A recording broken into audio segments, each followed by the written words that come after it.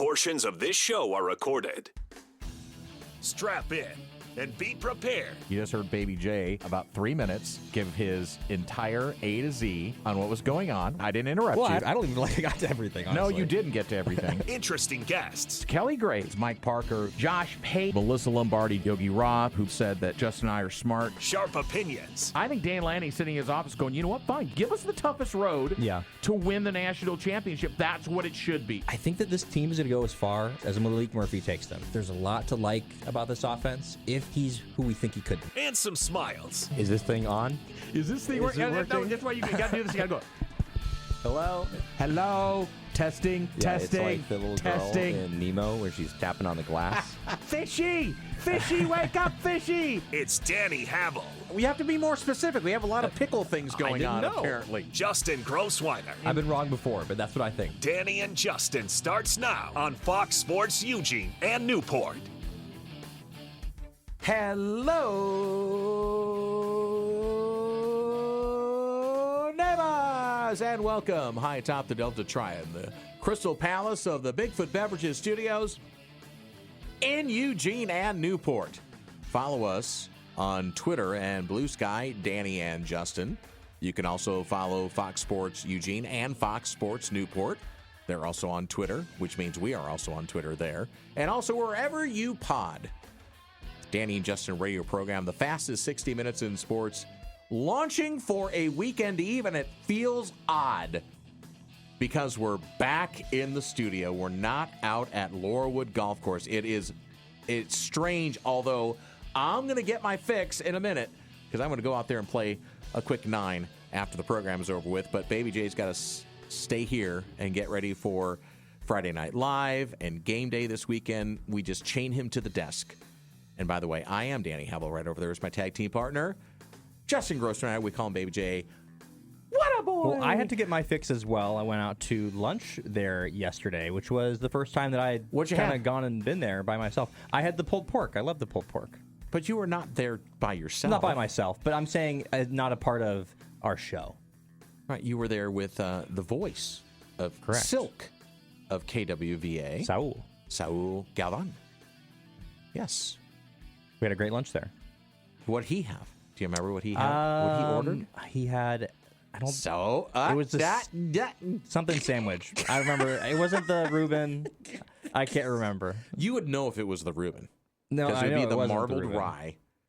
Are you a rye bread person? By the way, my wife hates rye. Not hates. You can't hate an inanimate object, but she does. I think you can. She dislikes rye bread. And I love a good marble rye. No, I'm not a rye fan. A rye bread? I used to love sourdough. That used to be my thing as a kid. You don't like sourdough now? No, I still like it, but it's not my favorite. Well, because you said you used to like sourdough. Yeah, it used to be my favorite. Now I go with a classic, a French bread or a ciabatta or something like that. So you had the pulled pork on a brioche bun? Or is it? Yeah. Yep. Chef Aaron does a great job. And that's probably part of the smoke show, which, I got a call. Well, I'll see Nick later this afternoon. So I'm going to ask him what the smoke show is. And then when we're back here in the studio, You're the smoke show. Oh, you're so kind.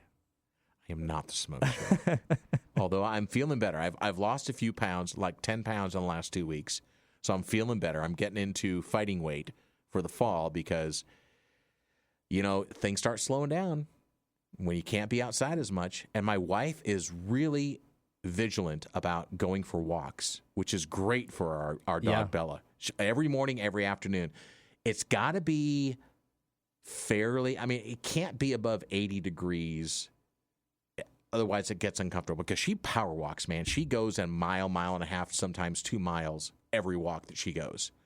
So she needs to make sure it's not too warm when she goes out and does that. You have to be vigilant as you get older, I think, about how you're going to be active. You can't just assume, I'm going to do it. Like I have a day, I have Sundays for me that I'm going to be active on Sundays. But you're 30 and thin, and you don't need to worry about that. But I'm starting to get a little less active, and it's kind of troubling to me. However, you have to build good habits now, right, for when you get old and decrepit like me.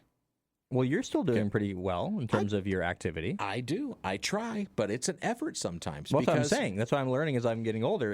I'm used to, I guess I'm not used to it anymore, but you were a kid at one point. I was, and you would was go a kid out once and when you I was would a go child. and just do things with people, right? Right. And you're always kind of just around, and whatever the thing is to do, play basketball or bike, whatever, you know what I mean, the thing of the day is. And so as you get older, you kind of get, in your routine of going to work or... Because you play basketball in the I winter. tried you used to. And then Yeah. until you had your injuries, and you Yeah. had a couple of them back to back, which kind of sidelined you. Yes, yeah. So I've had a nagging left knee injury for the past 3 or 4 years, and then my right calf, I got non-contact injured on a rebound. So that was certainly Non-contact injury. yeah. Oh, yeah. That's the worst kind of worst injury. ever. Yeah, it was It's just definitely. like, it would be easier if someone like crashed into me and then I got injured. Well, at least I that you stepped know wrong. what happened, and I feel like a chance that it's a little less serious if somebody like knocks into you. It Gotcha. can be That's- serious, but yeah. whenever you have a non-contact injury, that's when you are really concerned, right? Absolutely. The Danny and Justin radio program. Hopefully, everybody out there listening is in good shape as you're Just on the warm up, coast. folks. That's right. Do your stretches. Stretch, warm up, cool down appropriately, and stay hydrated. As we roll on here from the Bigfoot Beverages studios and the Oregon Man Clinic's hotline at 541-343-5673. In a few moments, we will have the golden voice of the Oklahoma State Cowboys, a return visit. It's a couple of weeks ago. Yeah, a couple of weeks. It was 2 weeks ago. We had a preview of what's coming up this weekend for Oregon football. 12:30 kick at Autzen Stadium as Oklahoma State, the Cowboys, come into town. A matchup of 1-0 teams. The line is currently 27.5 in favor of Oregon. The over/under at 55.5.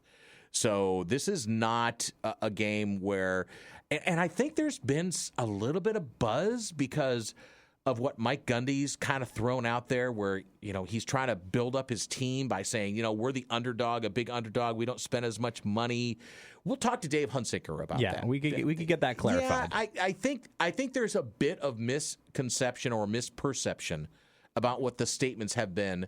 And Well, it's always a thing when you see a 30-second clip in a hour-long interview or whatever. And I think we need to get that addressed because this is where, and Justin, you and I have talked about this. We did. And my disdain of people trying to grab a headline on Twitter and get eyeballs on them or their account is get your facts straight before you just start blowing things up out into the world because it will be like a cyclone. It will be like a snowball that starts off really small, and by the time it gets down to the bottom of the hill, it is out of control. And that's kind of where I think this statement ended up. 100%. I think we have to be fair. Right? Here. We talked about the statement. We did. And we had our reactions to it. But I don't think we were pushing any sort of narrative. No. But that's the problem with some of the people that get on the social media is they are pushing a narrative. And the narrative is subscribe to me. Look at me because I'm breaking news. I'm this guy. And it's just like, you know how I feel about selfies on the field. I do. Me no likey. Funny enough, I just saw a video today that was from some charity soccer match. And speaking of selfies on the field, it was the referee who gave a yellow card to the Brazilian star Kaká, and he actually, that's his name.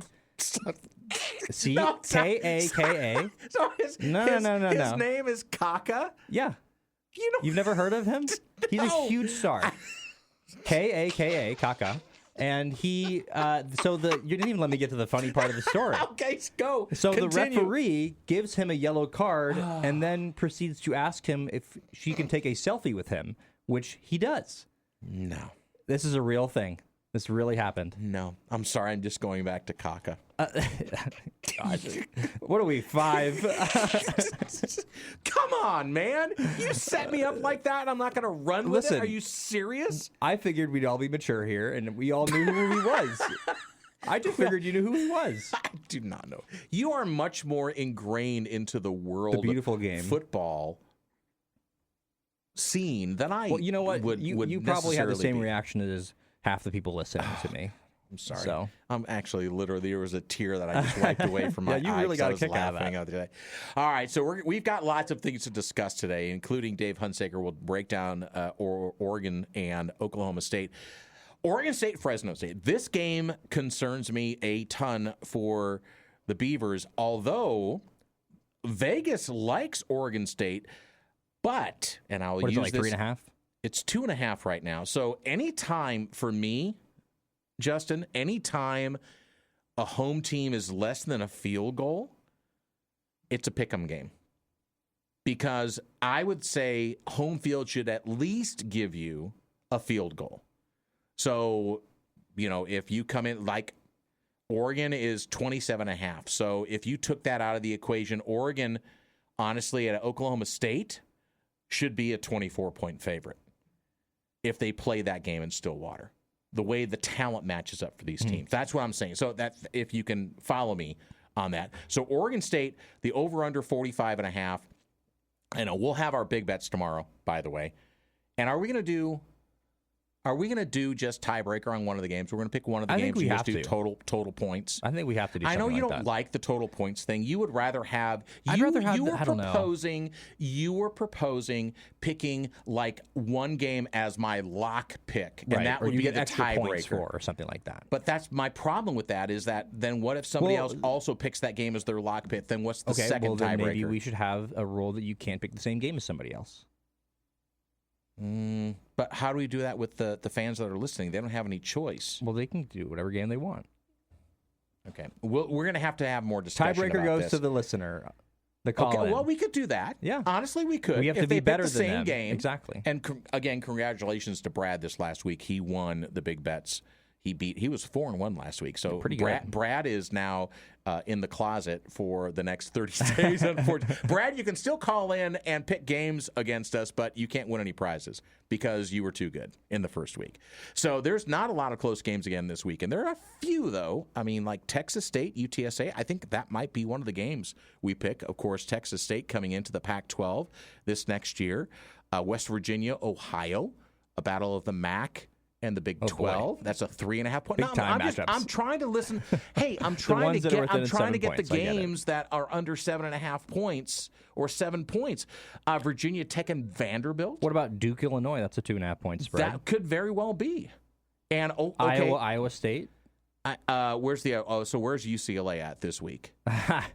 Because I am betting against UCLA every time. I think Mims needs to pick the games. I think he should pick the games. So I'll let him know tonight. So we'll have big bets tomorrow. So, again, a little bit later on in the program, we'll have Dave Hunziker. We'll talk about Oklahoma State and Oregon.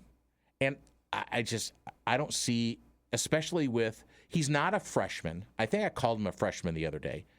Zach Flores is stepping into the quarterback role after the named starting quarterback. Help me here. It was, HH. I'm calling him HH. Yep. Oh boy. All right, you'll find it. I'll get it here in a second. He broke his foot? Yeah, he broke his foot. And Flores comes in second half, plays pretty well. It's UT Martin at home. I mean, it's University of Tennessee Martin. It's kind of like the Montana State Oregon matchup this past weekend. Haas Haney. Okay, thank you very much. Appreciate that. I just didn't have it up on my screen. Me neither. I knew that there was a J that was silent or a Y, but I just forgot. Okay, and that was in his first name or his last name? His last name. Okay. Yes. First name Haas, which is a pretty good first name. I love Haas, like a old bonanza. Going on, Haas. But we'll talk about that, and we'll talk about Oregon State a little bit later on in the program as well. So fantasy football is on people's minds. I cannot believe we are already into game one of the NFL season tonight. Philadelphia kicks off tonight. 5:20, I think. Against the Cowboys, who are in disarray. The debut of Brian Schottenheimer as the head coach of the Cowboys. Debut of Kenny Clark, the big acquisition.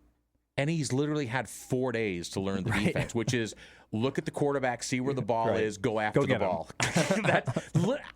You're not learning the defense. No. It's just go after the football. Sure.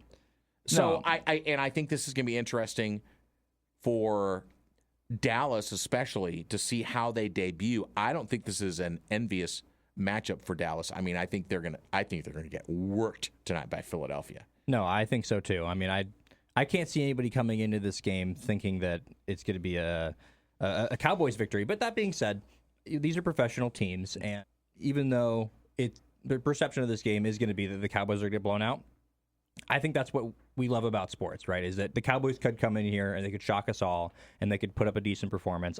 I wouldn't be surprised if it's a closer game than we think and the Eagles still pull away with it. They are playing at home, and so I will ultimately predict the Eagles. They're an 8.5-point spread right now. But I wouldn't be surprised if it's a little closer game than we think. Just first game, everybody's kind of getting their feet underneath them. The disparity between teams, I think, is a little bit closer right now than it will be at the end of the year. But what about Saquon? Does he get 20 carries tonight? Probably. Do you think they ride his back? Yeah, I don't see why they wouldn't. I don't see why you would hold him back in this game. Feels like Dallas's run defense isn't going to be very... he might not need 20 carries because he's probably going to be running for so much when he gets a carry that his yardage total will probably be over 100, but he probably won't even need 20 carries. So do you have any of the Cowboys or Eagles in your fantasy lineup? I would A.J. if I Brown, had them, but I don't have any on my current teams. Okay, so I have A.J. Brown and Jalen Hurts is my starting quarterback. Which is great. You want to have a quarterback and wide receiver together. That's great. That was my plan, although I got graded out as a C+ in my draft, and I was going to go 1-12. You just can't listen to those grades. I literally had the same kind of grade last year, and I won. Well, exactly. And I won the league. And that's happened to me as well before, where you go look at the little projection in the beginning of the season, and it has like where people were at the beginning of the year, and then where you are now, and it'll be like the number 12 team will be the number 1 team. So these preseason predictions, there's a reason why you don't play the game on paper, and the reason why that when you're good at drafting, it's because you have to wade through all this information and then the perceptions of players. And that's where sometimes you can actually do well by getting the players that people are really down on because you could have a value. You never know who's going to hit. I mean, I know guys that are on our team, DK Metcalf and Tyreek Hill. Yes, there's legitimate reasons to think that those players won't have as good of seasons for one reason or another. DK Metcalf obviously going to a team that's usually run heavy. Aaron Rodgers, we don't know what he has left. He's just typically a downfield guy. For Tyreek Hill, when we've seen without Tua, he's been basically non-existent. He's 31 years old now, but that being said, if they hit... Tyreek's 31 years old. Did I say Tua? Yeah, Tyreek's 31 years old. And so there's reasons to think that maybe they won't be the same players. But also, Tyreek Hill 2 years ago was the number 2 pick overall in fantasy drafts. And he was on the Dolphins. So that's the type of player I'm not saying I'm going to recommend you to take Tyreek Hill. That's where I've planted my flag this season. But I'm just saying that those were potentially where you can get values. And so you can't just look at what you're projected to get based off of what the computer said. Because all of a sudden, your 10th round pick will be your wide receiver 1, and all of a sudden your team looks great, and that changes everything. All right, so I'm going to write this down right now, and we're going to bring it back up at the end of the year. I'm writing it down right now. Jalen Waddle has more receiving yards than Tyreek Hill. I wouldn't like that at the end of the year. No, that would not be favorable to what I want and what I'm rooting for right now. I know that's not what you're rooting for. I'm just going to... Would you make a big argument against me saying that? I would argue that think Waddle's that been in the hurt, pecking order, Hill has been hurt as well. I would say in the pecking order. Okay, here's the thing. So Tyreek Hill obviously has some issues going on with the Dolphins in terms of he at one point said he wanted to be traded. Scintillating conversation, by the way, of us talking about the Dolphins' number 1, number 2 receivers. I think you could make an interesting conversation out of it. Here's my argument to you. Okay. Is I think that basically either the passing offense is going to struggle or it won't. If they do struggle, both of them are going to struggle. If they are successful, I still think Tyreek Hill, just based on his pedigree and the fact that he still should be really close to his prime, would be the number 1 receiver. Jalen Waddle is still ultimately very talented. He could be the wide receiver 1 on a lot of teams. I just think that they're kind of still linked together, and the pecking order, I think, still would be Hill and then Waddle. Okay, so I'm pulling for you because I have neither of those receivers on my fantasy and many teams. don't. Many people are staying away from the Dolphins. So I will pull for you in that respect, but I'm just going to say my gut tells me Waddle will have more yards than Tyreek. You want to know my favorite saying in fantasy? Is that the most important thing for you in fantasy is your fantasy team, and the least important fantasy team for you is everyone else's. That's very true. All right, so you started playing the music, which means we need to go to a break. I think Dave Hunziker is waiting for us on the telephone. So we'll head over to the Oregon Man Clinic's hotline and hear from the golden voice of the Cowboys. Pistols firing for Oklahoma State as Dave Hunziker will join us next on the Danny and Justin radio program live from the Bigfoot Beverages studios in Eugene and Newport. Thanks for tuning in, friends. The Danny and Justin radio program live from the Bigfoot Beverages studios in Eugene and Newport rolls on here for a weekend eve, and we're very happy to go back to the Oregon Man Clinics hotline and welcome in. He's becoming our good friend. So, by the way, Dave, I never did tell you this. This is your second appearance on the show. When you get 3 appearances on the show, you get a nickname. Oh, Lord. That is the correct reaction. I'm sorry. I'm springing that on you right now, but it's kind of our thing. We've given out 25 nicknames already. Wow. So I'm just okay. I'm a recruiting class. No, let's talk about this. Do you have a nickname? I had one in high school and in junior high. It was Turk, but that kind of disappeared. Well, what was it? Turk. All right. Turk 182. Oh, nice. Old people remember that. I mean, you have to be freaking ancient to remember that movie. Dude, It wasn't that big of a deal to begin with. That wasn't what it came from. It was something my dad did. I don't even know where it started, but kind of stuck. And then I went to Mizzou, and I was my own man with a perm and all that fun stuff. Oh, you had a perm. And by the way, I'm 61, so I know what Turk 182 is. Yeah. Okay. Right. Sweet. That makes me feel a little better. But anyone under 40 and like your Gen Zers are like, are you kidding me? I'm going to go to Starbucks. This is not going to be more interesting than this. All right, so a lot of anticipation about this game. I mean, there's the Michigan-Oklahoma game going on. That's going to get a lot of eyeballs. Iowa State, a lot of eyeballs. But this one is kind of sneaky good with Oklahoma State coming out here for the first time. Only the second meeting. This is crazy to me. It's only the second meeting between Oklahoma State and Oregon, but you get to come out to Autzen and come to Eugene. So what's the mood right now in Stillwater? 27-7, you win over UT Martin at home. Good win for Mike after a bad year last year. So tell us what the mood is with the fan base. Well, I think just some uncertainty with the loss of Haas Haney at quarterback. And, Zane Flores is more than good enough. But you lose that ability to improv and take off and run and make plays with a world-class speed guy at quarterback. So that's a concern, and just kind of an anxiety to see, okay, can we hold up against a team that is as talented as Oregon is and as good as Oregon is and on the road. So I think everybody sort of looks at it and says, as a good way to get things started, let's see how we do against a team that would be the best in the Big 12, probably by some margin. With in case of Oregon, let's just be honest, it's the truth. So it's pretty high level thing that you're dealing with, and can you be competitive in the game the whole way? I think that's a big part of it. All right, Dave. So let's put this aside right away, right from the top. There was a lot of chatter this week with Mike Gundy's comments about Oregon versus Oklahoma State in terms of what they spend on a program. You were in that. You were in that interview. So you sat right across from Mike Gundy when he was making those statements as well. So let's get that cleared up, this whole $7 million versus $40 million on the roster and stuff. Isn't that more about just talking about what college athletics is right now? Yeah, that's all it was. And it was not a shot at Oregon at all. In fact, I went back and listened to the audio a third time yesterday just to make sure I didn't miss something, and I didn't. He's very complimentary of Oregon's program. He and Coach Lanning have a relationship. Yeah. They've had some chance to spend time together, and I think he was just trying to educate our fan base about what we were dealing with. In fact, I know that's what he was doing. We have, some really hard non-conference games coming up in future years, and this is certainly one of them, probably the hardest one of the bunch. Mm-hmm. But it was just a comparison. That's all it was. It wasn't meant in any negative way toward Oregon at all. In fact, there's other stuff that people have put out there that he said, no, I mean, it wasn't that at all. I kind of get how that can happen. A reporter is on deadline and, you get one chance to talk to Coach Lanning during a week. And so you capture something, and there's not enough time in that news conference to go back and listen to a whole radio show. You're on a limited time frame to speak to the head coach. So these things happen. It's unfortunate. It cost a lot of time and it cost a lot of people a lot of time this week unnecessarily trying to put out that fire. So I have to tell you, I was not in the best of moods for most of the week, and probably disgruntled that this all happened. But you know what? As I thought back on it and pondered it, it's like, you know what? I see how it happened. It's understandable how it can happen.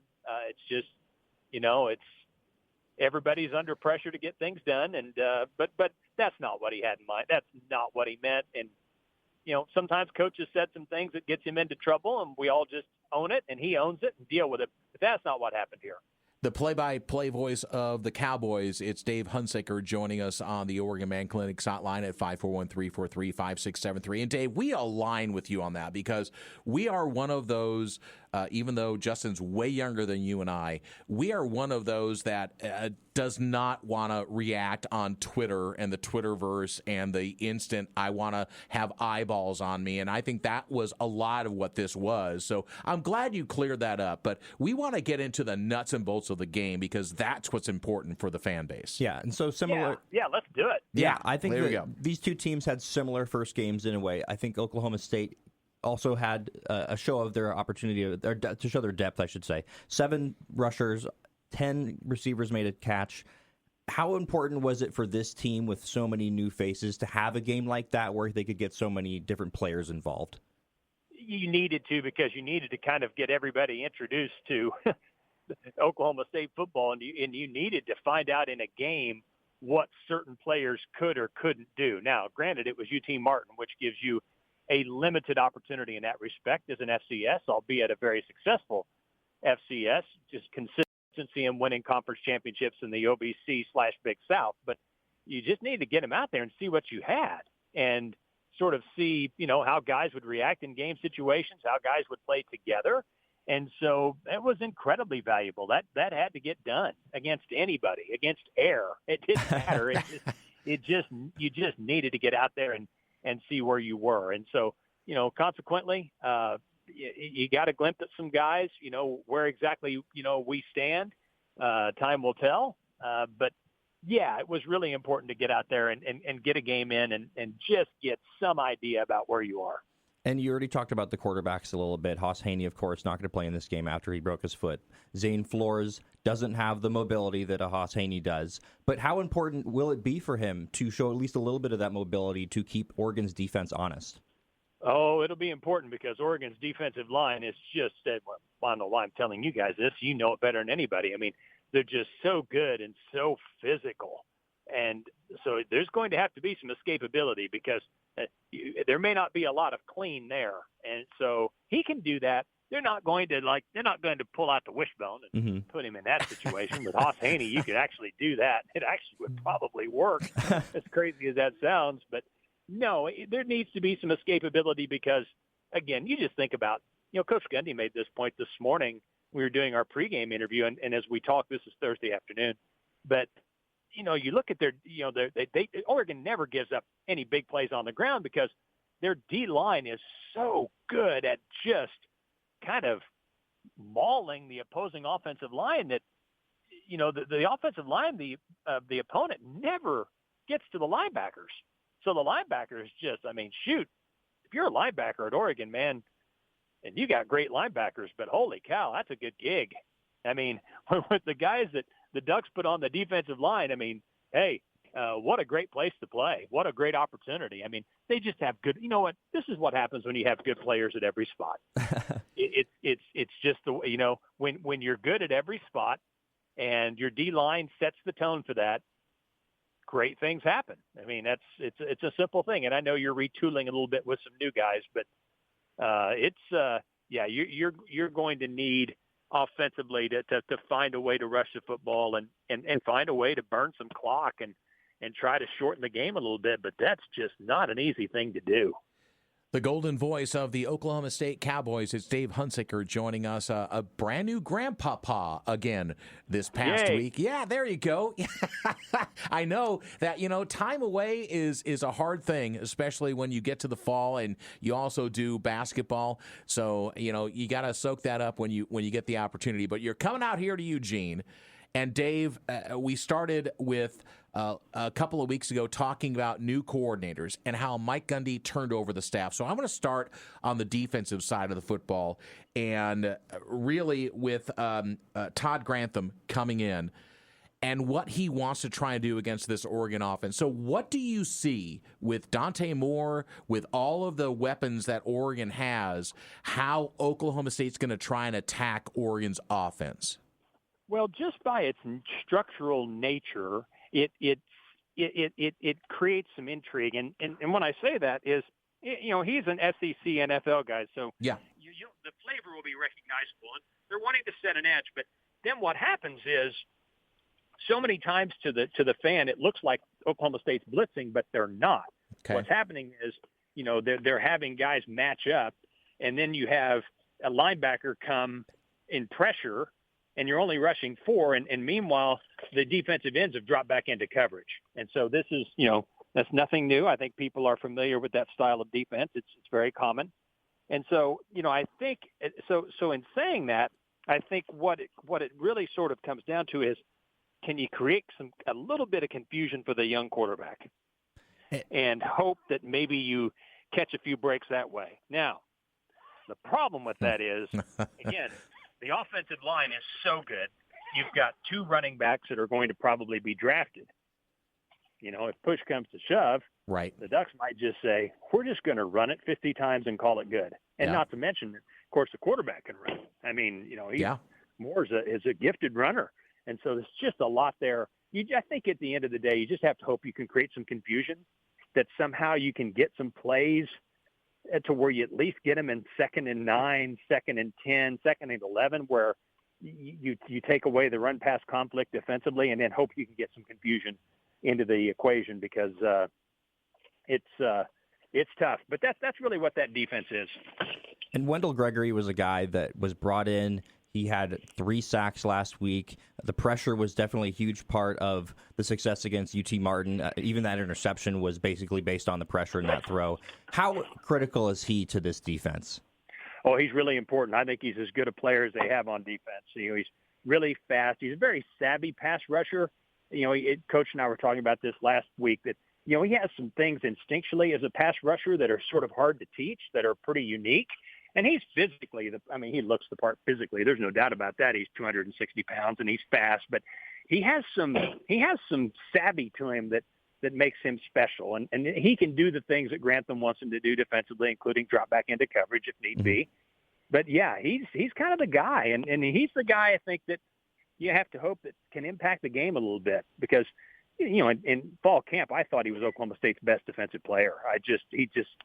He spent a lot of time in the backfield. And so I think he's someone that, even though he lacks some experience, he's physically talented enough and gifted enough to maybe be able to hold his own. The Golden Pipes of Dave Hunziker joining us on the Danny and Justin radio program. One stat that jumped out at me, which was really interesting, is going all the way back to 2008 under Mike Gundy. OSU is 83-10 when they win the turnover battle. That struck me. So, and I know you've got this locked into your brain. So, is that not going to be underplayed or overplayed in this weekend against the Ducks? Well, here's the thing. We all know how that goes. And I think a big part of that, guys, is when you can rush the football. And here's the deal. Despite all the spread and all the concepts offensively that started at Oklahoma State, really the RPO as we see it now in the NFL and in college was started at Oklahoma State. I don't think a lot of people know that, but really? It did. That's where it started. Yes, it started here. And so as much as you read about all those passing game concepts and the hybrid of the spread that Coach Gundy and Dana Holgerson put in, that's been now almost 15 years ago, actually 15 years on the nose. Mm-hmm. He wants to run the ball. You look at several seasons since Coach Gundy's been here, Oklahoma State has run the ball more than any team in the Big 12. So they'll run it. And so the way you stay out of that is you can't get into 3rd and long, can't get into 2nd and long. You put the defense in run pass conflict. Then you've got a chance. If you spend the whole day in 2nd and long and 3rd and long, you're going to turn the ball over. The defense, it's just too easy. And so that's a big part of this. You've got to figure out a way to just stay out of run pass conflict and give yourself keep the defense in run pass conflict, give yourself some kind of a chance. In your experience, you've been calling games for this team a long time. When you've been watching Mike Gundy, how has he typically handled these games as a road underdog? They've had a lot of success in some games like this. They pulled off a few doozies over the years. Probably the game that was the big turning point for this program was 2008 at Missouri. Missouri was ranked 2-1 in the polls in early October, and Oklahoma State went in there and won. And really, that started to pin this story of Oklahoma State football success. So, he's despite what you see, he's very even keel with his players, very even keel with his coaches. So, he's like, hey, let's go prepare our guys and let's go play. End of story. Yeah. All right, Dave. Well, have a safe trip out here. I mean, this is your first trip to Eugene, isn't it? Well, we stayed there when we played Oregon State. Oh, okay. As weird as that sounds. So we got to spend a little time there. Looking forward to it. It's going to be a lot of fun. Can't wait. And it'll be a good trip. All right. Well, we're looking forward to hosting you here. For Oregon fans, obviously, they want to send you back home, packing. Understood. I mean, you know where you're talking to. You know who you're talking to. Of course. However, you are a credit to the industry. We love talking to you. Your insight is invaluable to our fan base. So thank you for spending a few moments out of your busy day to let us know what you think. Well, thank you for the time. We're looking forward to it. Thanks for having me, guys. All right, you bet. There he goes. The great Dave Hunziker, the voice of the Cowboys. Pistols up as the Cowboys are coming to Autzen Stadium.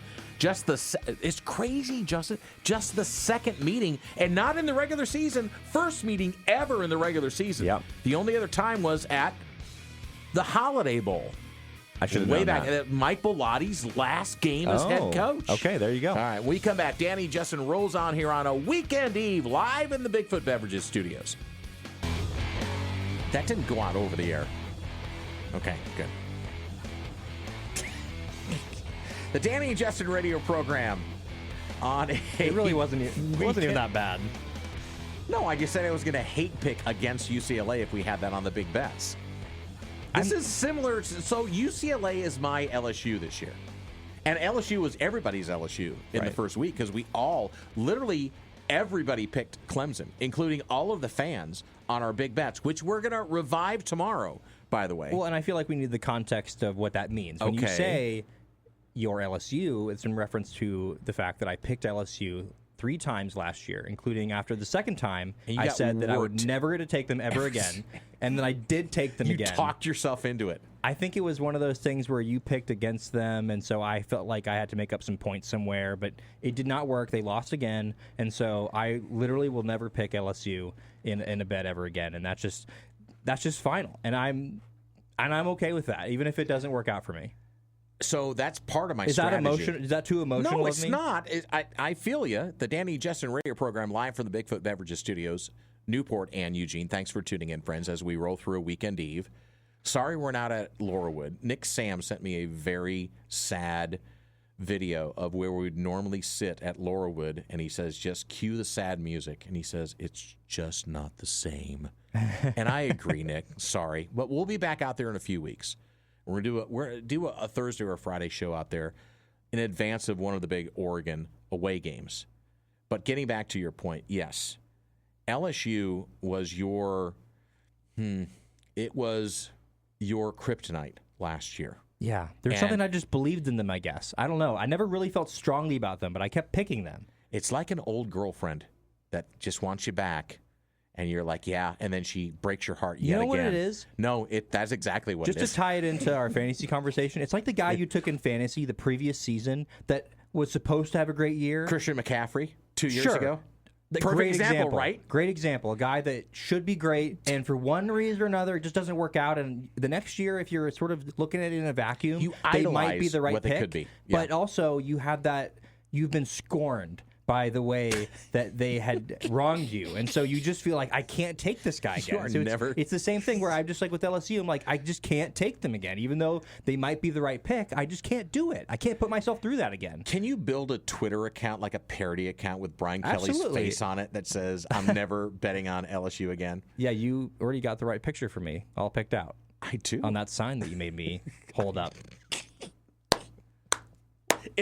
Which we need also, suit, by the way, we need to do tomorrow. We need to talk about what our punishment is going to be. So you want this laid out at the beginning of the season. I think we needed to have it earlier in the season than when it was, because by the time we started talking about it last year, I was looking pretty bad. Well, do you have one? Do you have one in your mind? Have you cooked up one? No, but I'm just saying, are you going to lay awake tonight and think about it? Listen, I've been in a fantasy draft group chat where there's been a lot of really bad ideas that were too far. Oh, yeah. You showed me some of those, and I told you immediately. There was no pause or hesitation. 100%. Just stuff I wouldn't do. I just wouldn't agree to. And I think it's all about fun, right? So we'll pick something fun. Okay. The Danny and Justin radio program, thanks for tuning in for our frivolity here on a weekend eve. Tomorrow on the program, we're going to have the coach, Ken Woody, going to break down upon or after further review is the column that he writes on Fox Sports Eugene, where you can see his breakdown of what happened last week in Oregon football, and we get to hear from the coach, and we'll talk to him about. We're going to get the before further review. The before further review tomorrow on the program here live in studio, or I hope live in studio. He hasn't confirmed yet. He's a busy guy. He might be going out and playing golf, maybe at Laurelwood tomorrow. Really interesting, by the way, watching the game sitting next to him. I had an opportunity to do that against Montana State. And what did you learn? What's the big? Well, he's always taking takeaway? Notes. I was very interested. I mean, of course, he's a coach. He's got a coach's mindset. Yeah, no, absolutely. Yeah. I love sitting next to coaches. It's great. I love being able to absorb whatever I can. And we weren't necessarily like having a conversation during that. I'd maybe ask him a question or two every once in a while. I think he commented. Did you go get him a soda or some chips or anything? No, he commented pretty quickly that he said something like, "Oh yeah, like this game isn't going to be very close." And I was like, "You're probably right, Coach." Well, we'll enjoy along with you hearing his breakdown tomorrow of last week and what's coming up against Oklahoma State. And again, thanks to Dave Hunziker, who's traveling his way out here to the West Coast, going to apparently play some golf tomorrow up in the Portland area before they come back down here for the game on Saturday. We're getting geared up for that. You've got the Friday Night Live tomorrow night. 7 actually, it won't be at 7. It'll be after the Chargers game. So tell us that. So what's going on with the schedule tomorrow? Because we got the Chargers in Brazil. Play at 5 o'clock. Against the Chiefs, right? Against the Chiefs. The Chefs. The Chefs, yes. And then you're going to be on after that. Yes. Oh, so you'll be delayed. We will be slightly delayed. We will not be starting at our normal time of 7 p.m. We will Do be you want to report from the North Eugene Corvallis game, which I will be calling? That. Absolutely. Tomorrow night. That'd be great. Okay, there you go. And then Saturday, game day, you have a full docket, young man, because both teams are kicking off at 12:30. Oklahoma State, Oregon at 12:30 at Autzen, and Fresno State, Oregon State, also at 12:30 at Research Stadium. And that's kind of where we want to maybe focus a little bit of our conversation as we wind through the last few moments. I am becoming more and more concerned about Oregon State, not on the defensive side, because I think they're going to be okay there. I'm more concerned about the offensive side. Darius Clemens out for the season, one of the big wideouts they were counting on. Salah Allah and Anthony Hankerson in the backfield, they need to give a little bit more oomph, as far as I'm concerned, to Malik Murphy in that offense if this is going to be a successful outing on Saturday. Well, here's what I'm concerned about, and I don't know what roster-wise you can do to fix it. I think that maybe there's some guys that can play the specific role of that they don't really have a deep threat. Right. You have a guy in Trent Walker that can be your every kind of down guy, but you don't have that guy that can really stretch the defense. Okay. So, by the way, we do have something to give away, and I got to get to it right now because we only have 5 minutes left in the program. And I promised Laura, and I'm already 4 minutes into this segment, and Laura's screaming right now at me out in the front. We have some tickets to give away to the Oklahoma State-Oregon game. A pair of tickets to get into what is probably going to be a sold-out game at 12:30 at Autzen Stadium. So caller number 8 right now. If you're the 8th caller on the Oregon Man Clinics hotline at 541-343-5673, 541-343-5673. If you're caller number 8 right now on the Oregon Man Clinics hotline, we will give you a pair of tickets to the game on Saturday. No restrictions. You don't have to be on the coast, or you can be here. Doesn't matter. The sound of our voice. As long as you can grab the tickets and be at the game, they're yours. Caller number 8 at 541-343-5673. A pair of tickets to the Ducks. Okay? So just keep ringing. If it's busy, keep ringing through. You'll get through. All right? I see people already lighting up the phones. So there you go. And why would you want to? The biggest non-con game of the season for Oregon. Yeah, Laura's still yelling at me because I didn't start it right away. I told her I would do it right when we got back from the break, and then I got distracted because you and I were talking about, I'm sorry. So it was the whole UCLA thing. UCLA, once again, UCLA. out to get you. Yeah, they can be. All right, so tomorrow on the program, as we said, Ken Woody. Again, thanks to Dave Hunziker from the Cowboys joining us, the other Cowboys, the Oklahoma State Cowboys, joining us on the program. So we talked about Oregon State for a second. So fantasy football really begins tonight because we have a football game. So do you have a name for your fantasy team? I don't right now. So That's the thing. I'm trying to think of one. Let me back up for a second. So how day. many teams do you have? How many leagues are you participating in? So I'm in one dynasty league, so a league that's going to continue over the course of the rest of time, obviously. And I have two redraft leagues. Okay. Indefinitely, it'll be going on until as long as whoever the commissioner exactly is around. Right. Okay. So I have two leagues that are sort of looking to be named, I guess you would say. And I have, last year my Love Always Wins, which I used for my team that had Jordan Love as a starting quarterback. So I thought that was good. And now I like those puns. You know, a little alliteration is always good if you can get it in there. Do you go I do have Bo searching Nix on my online? team. Okay. I don't think it's fair to do that. I don't like it. You just want to come up with your own organically. You don't want to go get a hint from somebody. I just feel online. like it's cheating. I feel like I'm doing myself a disservice. I think I'm more creative than that to go use someone else's name. I just feel like whenever I can't take credit for it. You know, I want something that I could like take credit for and have some ownership of because that's what everybody should do. You should always try to do things and I don't get yourself. as deep as you do in the fantasy thing. I have one team. No, I mean I've had in the past. I've managed like 3 or 4 teams, and it was way too much for me. Because I'm not going to be the guy that's going to be trading all the time or asking. And you and I have talked about this off the air about somebody who's proposing a trade for you. I've got this really good guy, but I want 2 of your guys. Or vice versa. I'm going to give you. I want 1 of your guys, but I'm going to give you 2 guys to make up for that. It's like then I'm going to have to drop somebody. Oh yeah, so you got to think about it. Why would you want to do that from the other person's perspective? I'm just more in the sort of I look at my teams whenever I just have a spare moment. I'm kind of always constantly checking it, sort of as my sort of distraction. And so I just enjoy doing it. I mean, the more teams you have, the more things you can check. It just becomes like a little checklist you can do of like, oh, who's in the free agency pool and how's my lineup looking? Or do I need to change anything? Or who, do I need to make a move? I love just having things to analyze and think about all the time. Even though I do have, and normally I name my team after who my quarterback is. So last year I had Jordan Love as my lead quarterback. So I was give me some lovin'. Mine's normally a music type of parallel, I guess you would say. Sure. And so now this year, Jalen Hurts, even though I have Jordan Love on my team again this year, Jalen Hurts is my starting quarterback tonight. He plays tonight against the Cowboys. So mine's Hurts So Good. John Cougar Mellencamp. That's pretty good. And his avatar is my avatar. So I have his face. Bo Nix is a fantasy quarterback. I did see, this is the thing, I saw someone online that says, oh, Bo knows fantasy, which is just like, that's really good. I also don't feel like I could take credit for it. Like, it almost seems like... So where are you going to go? You know what? Maybe, I don't know. There's a lot. Bo's got maybe, some good things, I think, going for him, maybe too. the fans can help you out. Go to our Twitter account and help Justin with his fantasy. Should I post my team so people can get some inspiration? Yeah. So go to our Twitter account, Danny and Justin, and help Justin name his team. Let's see if we can do that for tomorrow. Let's do it. All right? Here we go. Oh, a joke! I got fired from the bank today. A woman asked me to check her balance, so I pushed her. Dad jokes! Simple one today. Now you just go straight forward. How do trees get on the internet? Ooh. How do trees get on the internet? I want to know. Well, I mean, come on. It's pretty simple. They log on. They log on. Of course they do. Right, tomorrow on the show, Ken Woody going to break down the Ducks from last week. We're going to look ahead to what's coming up on Saturday in Autzen Stadium against Oklahoma State. The Pokes come into town. Also, Goose will be in the studio, the second edition of Big Bets, which your opportunity to participate. We'll have a new tiebreaker in place. The committee will meet, and we will discuss tomorrow. Hopefully, you'll be around. If not, catch us on the pod. Danny and Justin, wherever you podcast. For Baby J, I'm Danny. God bless. Be well. Put a smile on your face. Someone else's. They deserve it. So do you. Thanks for listening, my friends. Peace.